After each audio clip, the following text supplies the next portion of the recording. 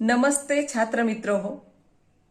मैं अध्यापिका डॉक्टर संगीता पाटिल, कनिष्ठ महाविद्यालय बामखेड़ा, आप सभी छात्रों का इस शैक्षणिक चैनल में हार्दिक स्वागत है।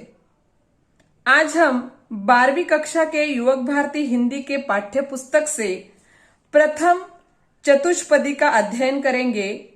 इस चतुष्पदी का शीर्षक है नवनिर्माण और इसके रचनाकार है त्रिलोचन जी। आइए अब हम त्रिलोचन जी का संक्षेप में परिचय आप लोगों से कराते हैं। त्रिलोचन जी का जन्म 20 अगस्त 1917 को उत्तर प्रदेश के सुल्तानपुर जिले के कटघरा चिरानी पट्टी में हुआ। उनका वास्तविक नाम वासुदेव सिंह है। वे हिंदी के अतिरिक्त अरबी फारसी भाषाओं के निष्णात ज्ञाता माने जाते हैं। पत्रकारिता के क्षेत्र में भी वह बहुत सक्रिय रहे हैं। उन्होंने काव्य क्षेत्र में प्रयोगधर्मिता का समर्थन किया और नव सृजन करने वालों को प्रेरणा स्रोत बन रहे। उनका साहित्य भारत के ग्राम समाज के उस वर्ग को संबोधित करता है जो वर्षों से दबा कुचला हुआ है। उनकी साहित्यिक भाषा लोक भाषा से अनुप्राणित है। सहज सरल तथा मुहावरों से परिपूर्ण भाषा उनके साहित्य को लोकमानस तक पहुंचकर जीवंतता भी प्रदान करती है। उनका निधन 2007 में हुआ है। उनकी प्रमुख कृतियां इस प्रकार है: धरती, दिगंत, गुलाब और बुलबुल, उस जनपद का कवि हूँ, सबका अपना आकाश, यह उनके 2 कविता संग्रह है। और कहानी संग्रह के अंतर्गत देश काल, यह उनका कहानी संग्रह है। दैनंदिनी भी लिखने का उन्हें बहुत शौक था। अब हम विधा परिचय कराएंगे। चतुष्पदी का मतलब होता है 4 चरणों वाला छंद। यह चौपाई की तरह होता है। इसमें 4 चरण होते हैं। इसके प्रथम, द्वितीय और चतुर्थ चरण में तुकबंदी होती है। भाव और विचार की दृष्टि से प्रत्येक चतुष्पदी अपने आप में पूर्ण होती है। अब हम संक्षेप में पाठ का परिचय आप लोगों से कराना चाहते हैं। प्रस्तुत चतुष्पदियों में कवि का आशावाद हमें दृष्टिगोचर होता है। वर्तमान समय में सामान्य मनुष्य के लिए संघर्ष करना अनिवार्य हो गया है। कवि मनुष्य को संघर्ष करने और अंधेरा दूर करने की प्रेरणा देते हैं।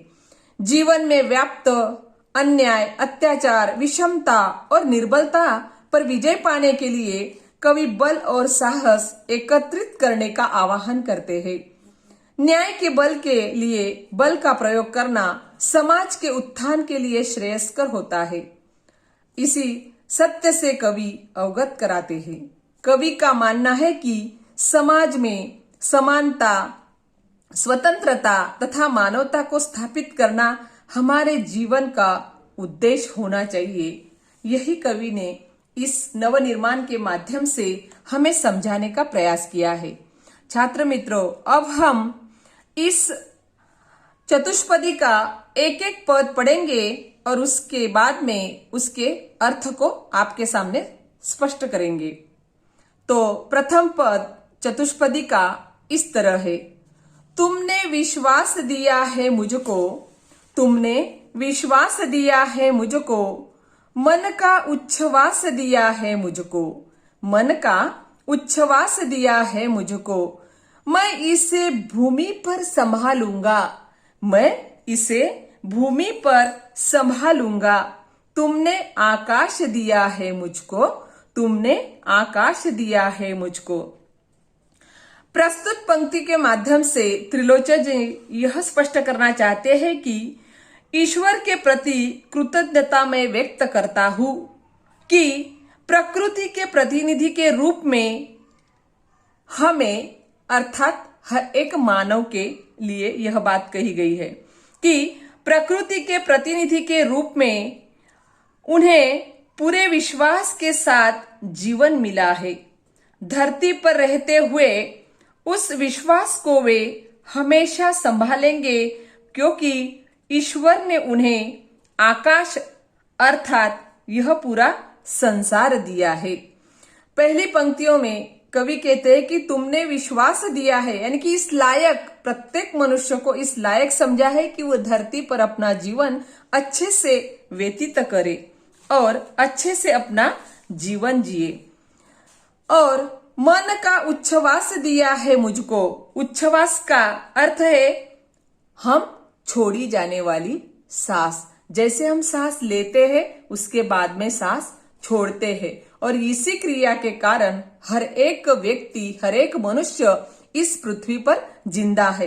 तो कवि यही कहना चाहते हैं कि मनुष्य यह सबसे सौभाग्यशाली प्राणी है इस पृथ्वी पर कि उसको इतना अच्छी जन्म मिला है और उसका किस तरह उसने चीज करना चाहिए, यही इसके माध्यम से उन्होंने हमारे सामने स्पष्ट किया है कि इसको किस तरह हमें संभालना चाहिए।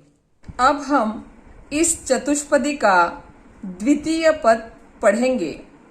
तो द्वितीय पद इस तरह है, सूत्र यह तोड़ नहीं सकते हैं, सूत्र यह तोड़ नहीं सकते हैं, तोड़कर जोड़ नहीं सकते हैं, तोड़कर जोड़ नहीं सकते हैं। व्योम में जाए कहीं भी उड़ जाए।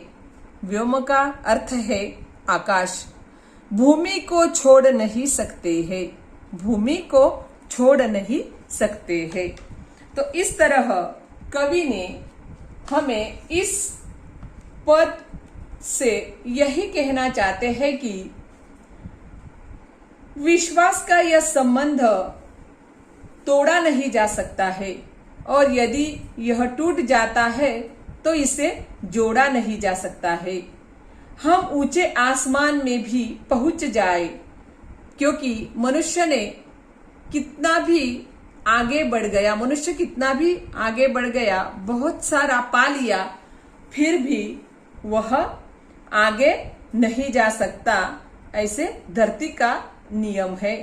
तो कवि यही कहना चाहते हैं कि जो आसमान में भी पहुंच जाए, लेकिन जो रिश्ता इस धरती अर्थात लोगों से जुड़ा है उसे हम छोड़ नहीं सकते। अब हम इस चतुष्पदी का तृतीय पद पढ़ेंगे। सत्य है राह में अंधेरा है, रोक देने के लिए घेरा है। काम भी और तुम करोगे क्या, काम भी और तुम करोगे क्या। बढ़ चलो सामने अंधेरा है, बढ़ चलो सामने अंधेरा है। इस पंक्तियों का अर्थ इस प्रकार है। कवि कहते हैं कि यह सच है कि जीवन की राह में कई बार अंधेरा अर्थात मनुष्य को दुख मिलता है। वह तुम्हें घेर कर रोकना चाहता है, यानी कि किसी आदमी के ऊपर बहुत सारा दुख आ जाता है, किसी मनुष्य के जीवन में बहुत सारा दुख आ जाता है तो वह बहुत दुखी हो जाता है, और यही दुख घेर कर मनुष्य को रोकना चाहता है। इस कारण तुम मजबूर हो जाते हो और कुछ भी नहीं कर सकते हो। ऐसे में एक ही विकल्प बचता है। कवि कहते हैं कि ऐसे में मनुष्य के पास में एक ही विकल्प बचता है कि उस अंधेरे की ओर हिम्मत से आगे बढ़ो और उसे दूर करो। इस तरह कवि ने हमें समझाने का प्रयास किया है। चतुष्पदी का अगला पद है इस तरह, जिसको मंजिल का पता रहता है, पथ के संकट को वही सहता है।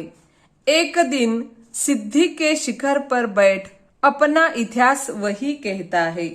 एक दिन सिद्धि के शिखर पर बैठ अपना इतिहास वही कहता है। तो इस तरह कवि इस पंक्तियों के अंतर्गत सिद्धि ये शब्द आया है। सिद्धि का मतलब है सफलता और शिखर का मतलब है चोटी, पर्वत की चोटी। तो कवि इसका अर्थ इस तरह बताते हैं।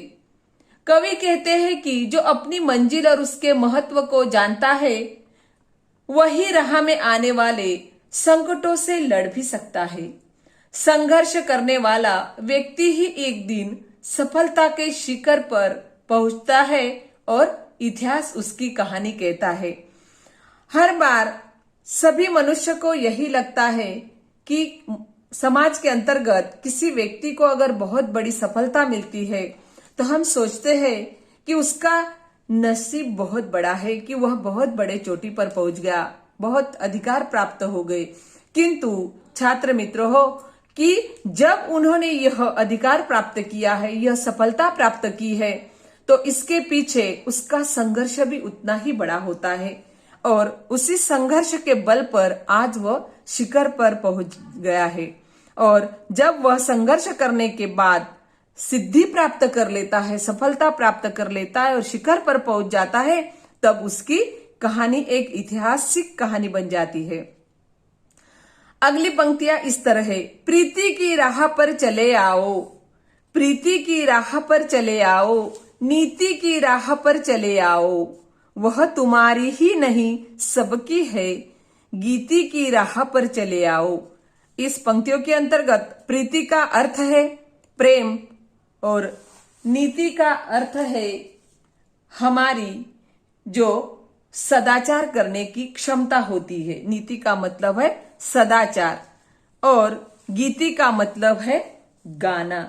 तो इस तरह कवि यही कहना चाहते हैं कि प्रेम की राह पर चलो तुम, यह राह किसी एक की नहीं बल्कि सभी के लिए है।